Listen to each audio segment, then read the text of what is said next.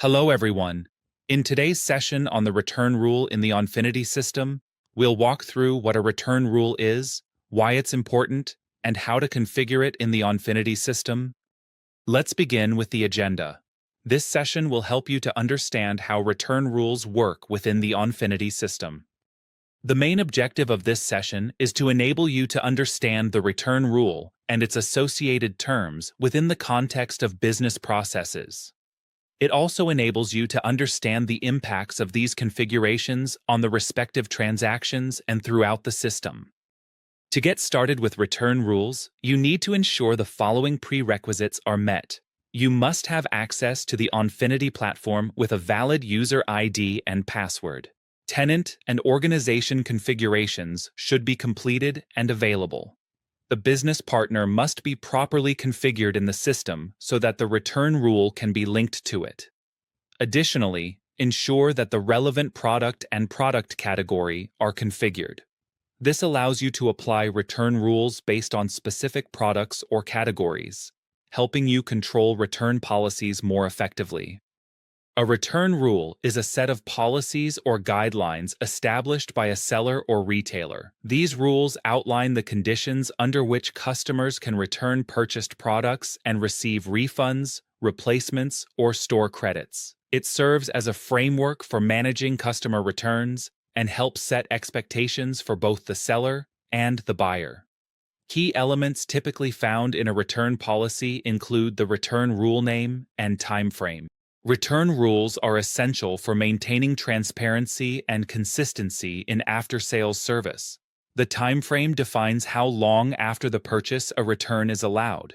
This could vary depending on the product type or business policy. These rules not only protect the business from potential misuse, but also enhance customer satisfaction by clearly communicating what is expected. In Onfinity, return rules can be configured and linked to specific business partners.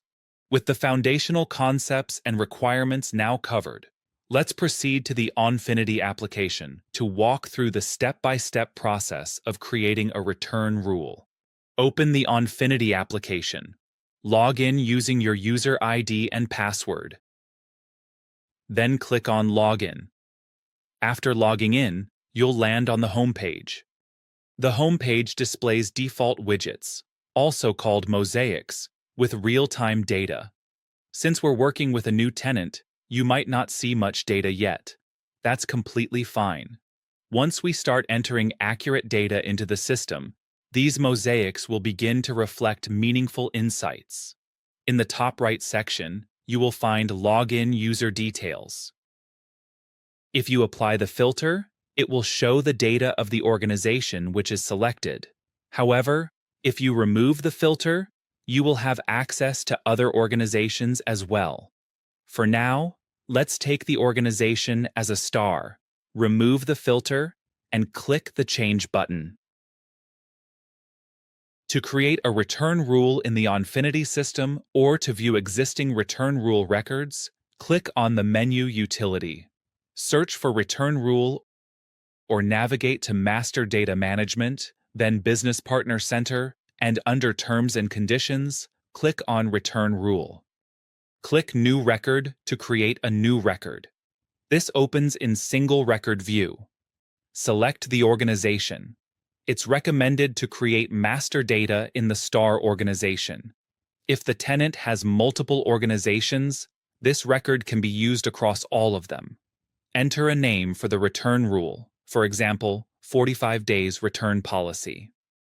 Optionally, add a description, though it's not functionally required. Enter the time frame in days, for example, 45. Mark default as true if this should be the default return rule. Click Save Record to store the return rule. Click the back button to return to grid view.